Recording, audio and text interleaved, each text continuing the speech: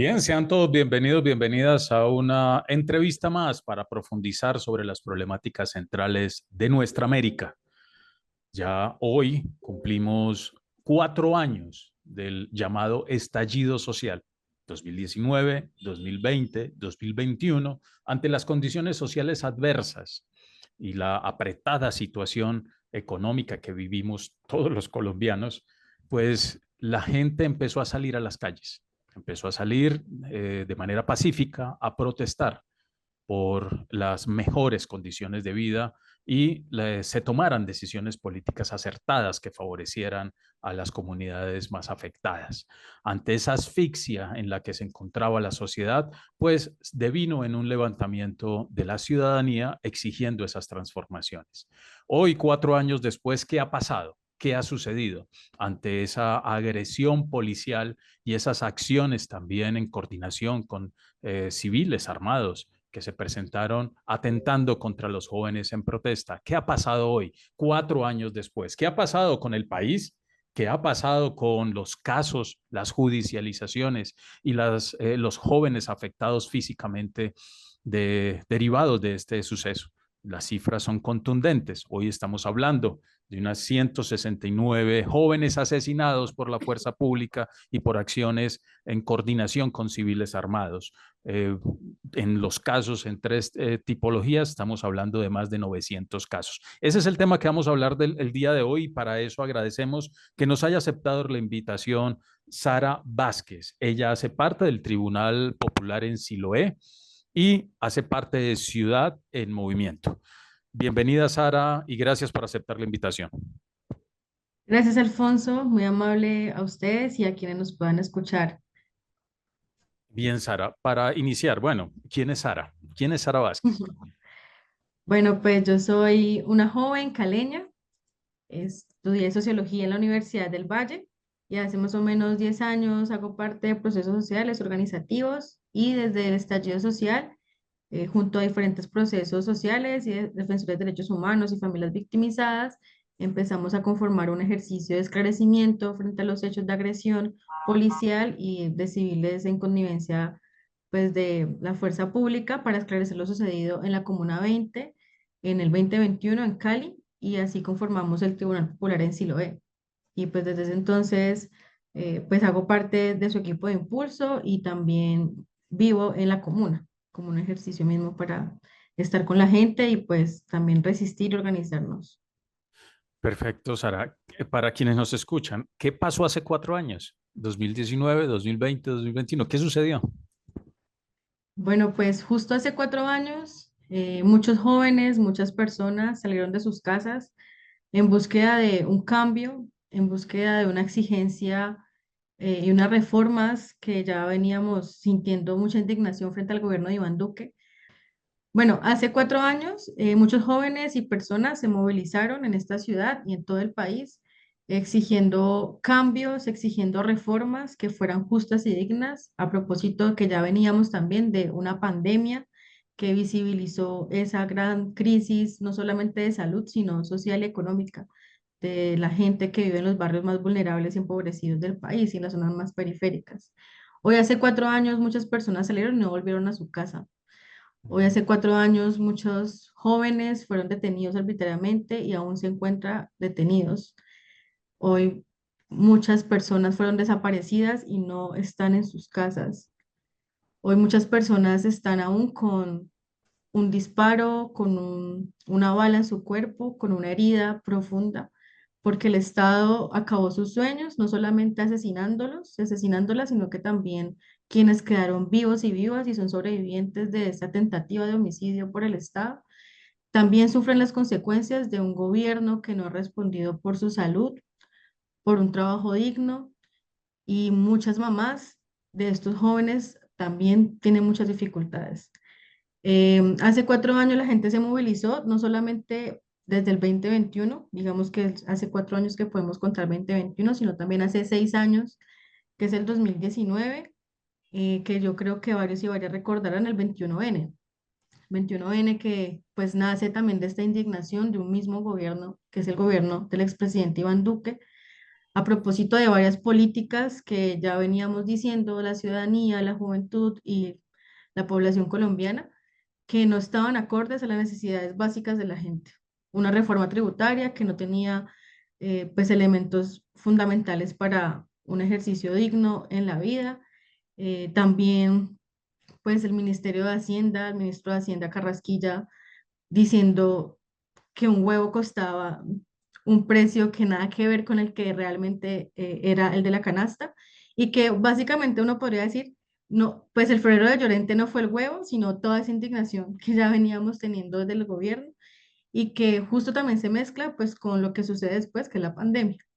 Entonces, pues no hay que olvidar que este estallido nace en el 2019, nace de una indignación de un mandatario que no respondió a las necesidades de la gente, que lo que hizo fue criminalizar a la protesta, darle un trato de guerra a las movilizaciones y asesinar, desaparecer y detener a muchas personas, sobre todo a la juventud. Y pues ya lo que vivimos en el 2021 que ya fue como el culmen de todo ese ejercicio de movilización. Pero antes como de detallar el 2021 también recordar que el 2019 fundamentó casi que las bases de lo que hoy llamamos, o la gente y los medios de comunicación llaman, como el vándalo y la vándala, ¿no? Justo en el 2019 es que este discurso empieza a posicionarse. Muchos y muchas recordaremos que la movilización del 2019, del 21N, fue justo cuando empiezan a decir, se están metiendo los conjuntos, están vandalizando las panaderías, bueno, por lo menos acá pasó mucho como en el oriente ese tipo de cosas, y ahí empieza a nacer este discurso que queda en la gente del común, en la gente del pie, pero sobre todo que los medios de comunicación fortalecen para estigmatizar y para construir ese enemigo de clase, ese enemigo interno que se denominó el vándalo, la vándala, el guerrillero, la guerrillera. Y que no solamente viene de ese año, sino que también es producto de toda una doctrina que le estaba manejado y sobre todo las fuerzas militares que tiene que ver con la doctrina del enemigo interno, la doctrina de seguridad nacional, que empieza a configurar pues ese imaginario en la gente del común y en los estados para criminalizar, perseguir, asesinar a personas específicas, pero sobre todo a personas que nos movilizamos, que somos personas que luchamos por nuestros derechos y que también hacemos parte pues de la clase popular, de la clase empobrecida, de la clase trabajadora. Entonces eso es muy fundamental en este año, el 2019, porque es lo que básicamente ya se ve a flote en el 2021, cuando la gente empieza a señalar a los jóvenes que salen a protestar como vándalos, guerrilleros o incluso muchas personas, como hemos dicho aquí en Cali, la gente de bien justo justifica su accionar asesinando a jóvenes, disparando a jóvenes, diciendo que es que estos son vándalos y guerrilleros, ¿no? Entonces justificando ese accionar. Y justo también en connivencia de policía, como pasó acá con el caso de Andrés Escobar el 28 de mayo del 2021. Perfecto. Es una situación que fue en crecimiento. 2019 vino pandemia, pero la Ujú. pandemia evidenció la situación de un estado crítico que no protege a su ciudadanía.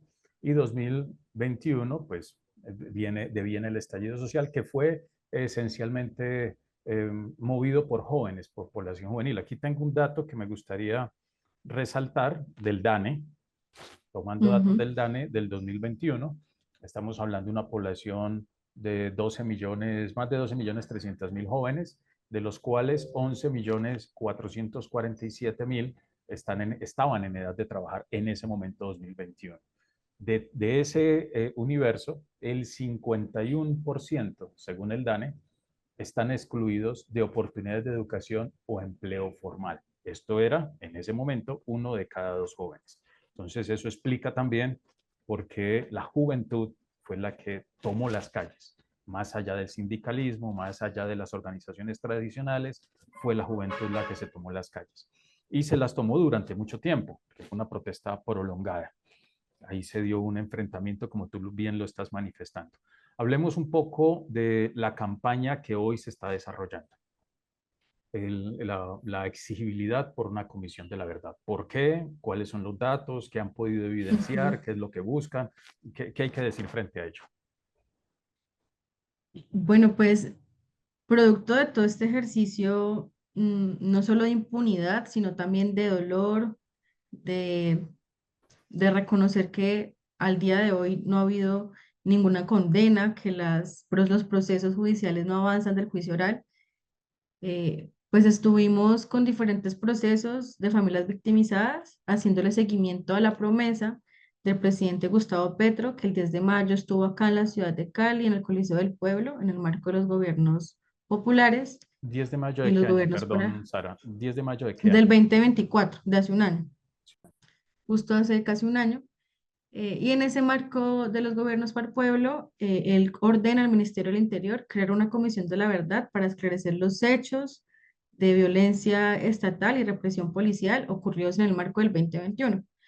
Sabemos que incluso, pues ahí es un momento clave porque el presidente ordena al Ministerio del Interior, pero también decíamos desde los procesos sociales y desde las familias que esto ha sido una recomendación que la misma CIDH dijo en su informe, que como Tribunal Popular en sí lo ve también tuvimos en nuestra sentencia y fallo, y que pues ya viéndola a voz propia y ordenándola a una entidad responsable como es el Ministerio del Interior, este compromiso, empezamos a hacerle seguimiento. Entonces, bueno, desde mayo del 2024, después de esa promesa de Gustavo Petro acá en Cali, empezamos a mirar cómo podíamos dar elementos, enviamos algunos derechos de petición, enviamos algunos elementos también para que tuvieran presente para la conformación de la misma. Justo en septiembre del año pasado, relatores especiales, 5 relatores especiales de la ONU, sacan una carta pública haciendo un llamado al gobierno diciendo que los casos de impunidad siguen latentes, que no ha habido ningún avance frente al mismo, y pues todo eso también en el marco de crear una comisión de la verdad. Y pues ya en octubre, viendo que no había respuesta alguna, volvemos a enviar un derecho de petición, ese no nos responden, ganamos una acción de tutela, enviamos una acción de tutela, no la responden, y esta ya para diciembre del año pasado, pues da una respuesta muy evasiva, diciendo básicamente que pues hay un proceso, digamos, burocrático para la creación de un decreto, pero que aún no está listo dicho decreto. Pero además de eso, nos dan un elemento que también nos pone como a pensar acá, y es que ese decreto iba a estar centrado solamente en los hechos de Cali y solamente en los hechos del 2021. Entonces, cuando empezamos a pillar como ese tipo de respuestas, que además de evasivas, inocuas y que no daban como continuidad a ese compromiso que ya se ven exigiendo desde la comunidad incluso internacional, pues a principios de este año 2025 dijimos, no, la única manera de seguir resistiendo y seguirle pues presionando frente a este cumplimiento es organizándonos y juntándonos. Y empezamos ya desde mediados de febrero a encontrarnos diferentes familias de diferentes partes del país, gente de Cali, gente de Popayán, de Pasto, de Bogotá, de Medellín, para mirar pues qué podíamos realizar para una ruta de exigibilidad para esta comisión. Y es así como nace la campaña La Justicia, la Verdad en Acción. Incluso acá tengo, sino que está, no se ve bien, la Justicia, la Verdad en Acción, y pues nace esta campaña como una ruta de exigibilidad para la creación de una comisión de la verdad que tenga presente los casos del 2019 al 2021, porque hemos dicho el estallido no empezó solamente en el 2021, no solamente son los casos de Cali. Y en esa articulación, pues también hemos venido construyendo, digamos, un baluarte muy importante en este ejercicio que ha sido pues una base de datos. Esa base de datos en esa articulación, en esa juntanza, tiene hasta la fecha en 970 casos entre tipos de agresión que serían asesinatos, detenciones arbitrarias y tentativas de homicidio, que serían las personas sobrevivientes, entre esas las de lesión ocular y pues otro tipo de sobrevivientes que haya como en el marco de este estallido de 2019 al 2021. En esas 970 pues son más de 100 asesinatos, más de 500 personas detenidas y más de 200 en tentativa de homicidio. Y pues fundamentalmente por la fuerza pública, también por civiles armados en connivencia de policía y algunos por el CTI, por ejemplo. Entonces, pues hemos dicho, este ejercicio que debería ser responsabilidad del Estado, por ejemplo, lo vienen organizando, trabajando, recabando, pues organizaciones de derechos humanos, organizaciones de víctimas, y pues con este informe preliminar, en este proceso de ruta de exigibilidad, le presentamos a la sociedad, le presentamos digamos, al gobierno y le dimos entrega también, pues, de estos datos. Y pues en esta ruta de exigibilidad tuvimos diferentes espacios con congresistas, con comunidad internacional, una rueda de prensa, donde las familias victimizadas de estos 3 años comentaron pues cómo van sus casos, que todos están en total impunidad, que no hay un reconocimiento real a quién dio la orden. Sabemos que fueron las fuerzas públicas, sabemos que fue en el mandato de Iván Duque, perdón, y pues también que hay una gran responsabilidad en ese momento, pues, de Eduardo Zapateiro, que estaba también, digamos, en el mando como comandante del ejército, ¿no? Entonces, pues, hasta ahora no ha habido como respuesta alguna frente a las entidades del Estado. Tuvimos este espacio con congresistas quienes se comprometieron a hacer un puente, pues, para esta búsqueda de respuesta al compromiso dado por Petro. Esperamos que este gobierno pues sea el que pueda avanzar hacia ese ejercicio. Creemos en que es posible, creemos que este gobierno puede caminar hacia ese propósito de poder establecer una comisión de la verdad y creemos también que en caso de que no sea, el ejercicio de juntanza, el ejercicio organizativo es el que nos va a permitir seguir caminando y seguir resistiendo frente a esta lucha contra la impunidad, contra el olvido y pues la búsqueda de justicia y de verdad y de memoria. Entonces ahí estamos, como en eso. Perfecto, Sara, gracias. Las cifras son preocupantes, son impactantes, y más saber que es una acción que realizan las organizaciones sociales y las organizaciones populares, que no es el Estado el que está atento ni haciéndole seguimiento a un caso de esta magnitud. Es una real masacre lo que sucedió Ujú. durante ese periodo de tiempo. Bien, hablemos un poco de el país que se exigía cambiar. Hoy, ¿cómo lo ves? ¿Qué ha pasado 4 años después con el país que se exigía, al cual se le exigían cambios? De hecho, la elección del presidente Gustavo Petro tiene mucho que ver con el estallido social, con esa necesidad de transformaciones. Hoy, ¿qué ha pasado? ¿Qué analizas frente a eso? Y segundo, falta un año, larguito, vienen elecciones. ¿Qué posibilidades hay de que la Comisión de la Verdad se haga realidad? ¿Qué opinas? Bueno, pues frente a lo que nos me comentas, mm, pues este gobierno ha intentado avanzar en algunas reformas sociales.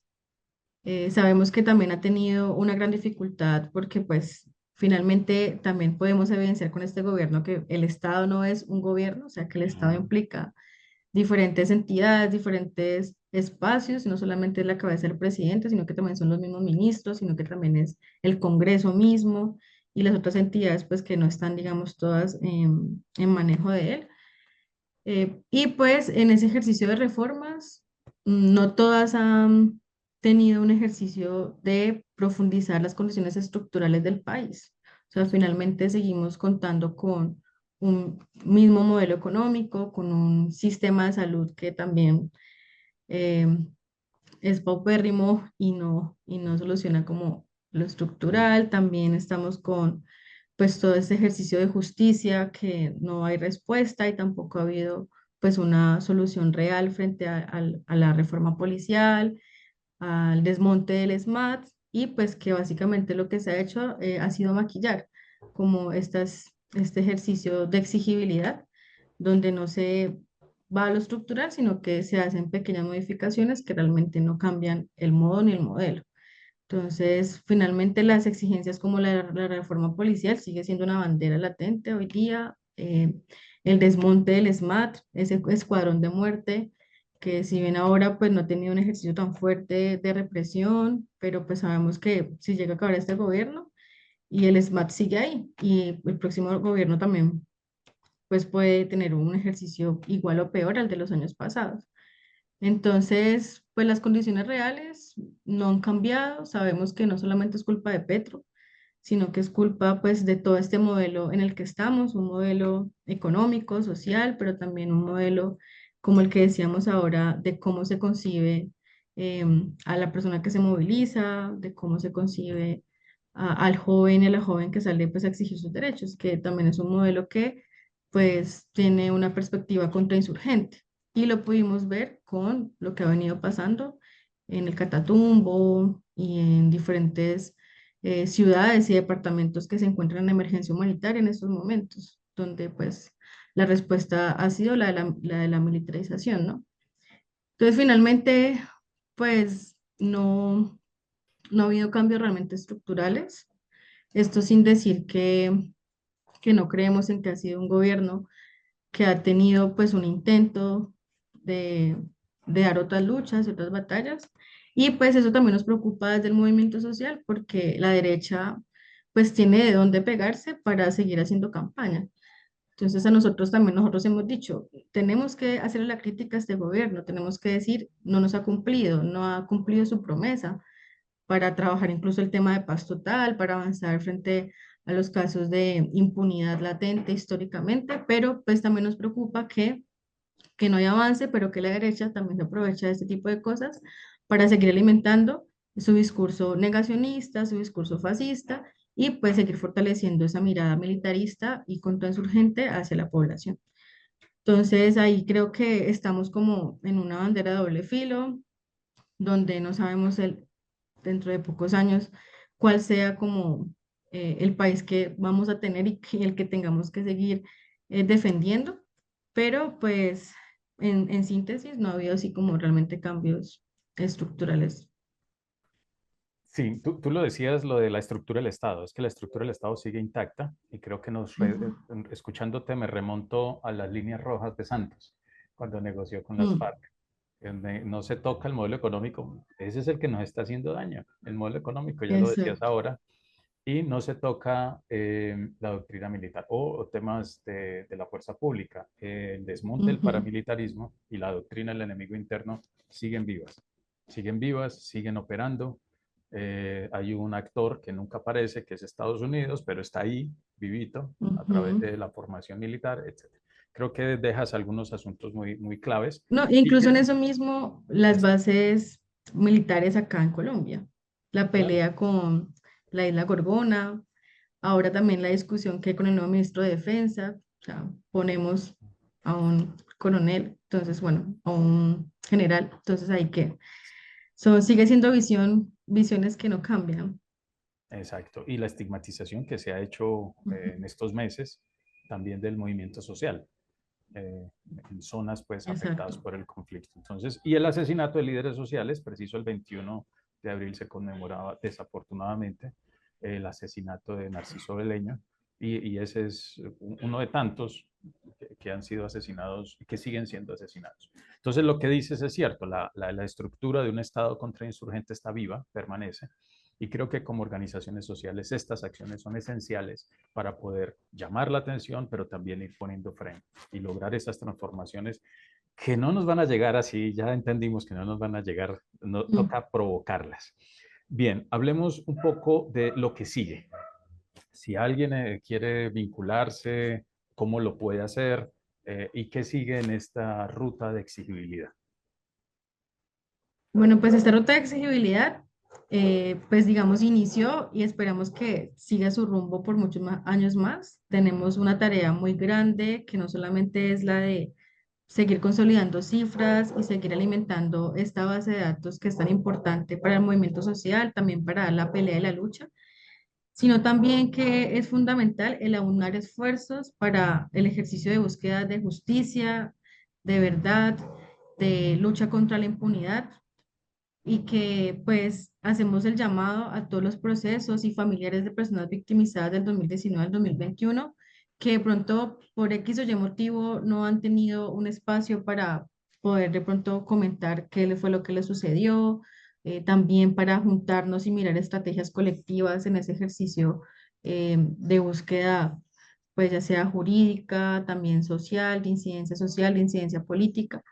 Y pues nos hemos propuesto, por lo menos después de esto que tuvimos de la ruta de exigibilidad de esta campaña que tuvimos en Bogotá del 23 al 26, volvernos a encontrar a principios de mayo para mirar un camino a largo plazo o a mediano plazo. Entonces, después del próximo encuentro que podamos tener, la idea es mirar qué otro tipo de estrategias vamos a seguir consolidando, pero como base hemos dicho, pues hay tres ejes fundamentales que no hay que dejar de lado. Entonces, uno es el ejercicio de la incidencia social y política, seguirnos encontrando para mirar ejercicios de campaña, de formación, de encuentro, de juntanza, el ejercicio también de la incidencia institucional, o sea, hay compromisos que quedaron desde este ejercicio que tuvimos en Bogotá, donde hay que tener pues un seguimiento a lo que nos dijo los congresistas, lo que nos dijo la comunidad internacional, lo que sale en la rueda de prensa, y también pues hay que seguir nutriendo esta base de datos, ¿no? Esta información. Entonces hay como que invitar a todos los procesos, derechos humanos de personas victimizadas a que nos sigamos encontrando. Pues ahora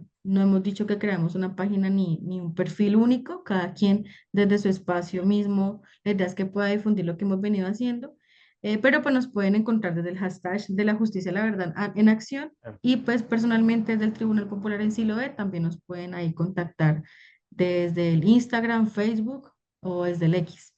Entonces, allí estamos, somos más de 30 organizaciones que estamos en esta juntanza y pues esperamos cómo seguirnos articulando a otras más.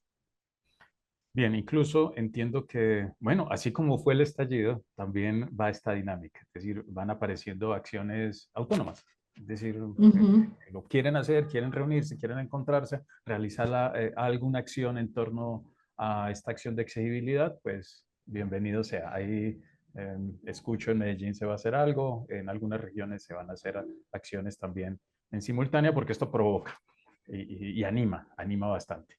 Escuchándote, me queda claro que el estallido social, la forma como reaccionó el Estado fue una manifestación clara de negación de la realidad, pero también negación de toda posibilidad de participación social para la transformación. Y el que se sostengan las condiciones estructurales sigue siendo una puesta en escena de la negación total de toda forma real de participación de la sociedad para transformar las condiciones de opresión estructurales. Y que no avancemos en el desmonte del paramilitarismo, en esa manera de comprensión, de comprender, incluso ya no hablaríamos hoy de un Estado contrainsurgente, sino que a través de los medios de comunicación se vendió la idea para transitar a una sociedad contrainsurgente, es decir, una sociedad que señale como vándalos, como criminales a quienes se quieran organizar y defender sus derechos y defender las transformaciones necesarias del país. Nos va quedando muy claro eso. Agradecerte, Sara, por este espacio. Vamos a seguirte molestando para profundizar ya temas específicos derivados pues de esta conversa. Quedaría una última pregunta o llamado. ¿Qué decirle al Estado? ¿Qué decirle a las organizaciones sociales y populares? ¿Y qué decirle también a las organizaciones de personas victimizadas en el marco del estallido social? Como una invitación.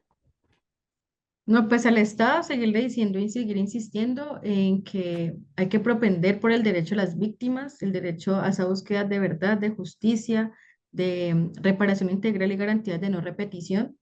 Hasta la fecha hay cero medidas de seguimiento, por ejemplo, a la CIDH, lo que sale del estallido social, las recomendaciones, no ha habido ningún seguimiento a las mismas.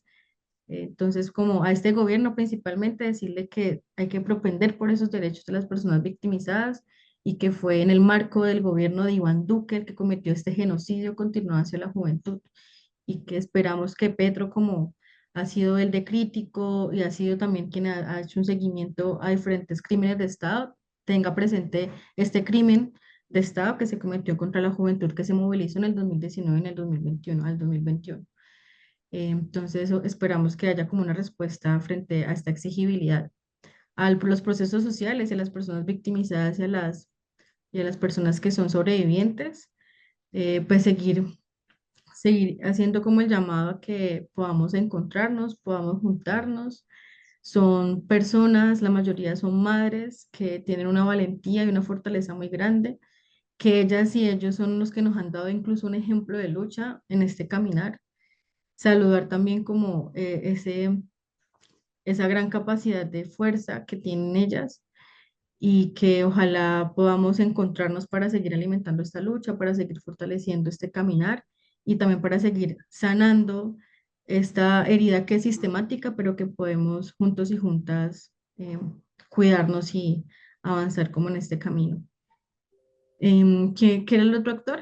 Me decías, Ah, no, ya los dijiste. Están las Estado. organizaciones sociales, populares, a las personas victimizadas. y al Estado. Entonces creo que ya queda claro. Yo le haría otro llamado es a las universidades, que siempre son las ausentes, las grandes ausentes en estos procesos, que tomen partido por la verdad, por la justicia, por la reparación y por la no repetición. Que se pongan al frente, porque muchos de esos jóvenes eran estudiantes, otros con deseos de estudiar en una universidad pública, y bueno, y que las oportunidades no fueron tales. Bien, Sara, agradecerte. Como decía ahora, te estaremos molestando para seguir profundizando sobre algún tema varios de los temas que nos quedan pendientes. Bien, y a todos quienes nos escuchan y nos siguen, nos estaremos también encontrando en una próxima entrevista para seguir profundizando sobre las problemáticas centrales de nuestra América. Gracias, Sara. Gracias, Alfonso, y gracias a todas las personas que nos ven y que también sean quienes difundan esta verdad y esto que pasó, que fue un genocidio contra la juventud, fue un trato de guerra hacia la población movilizada y que seguimos acá firmes exigiendo verdad y justicia.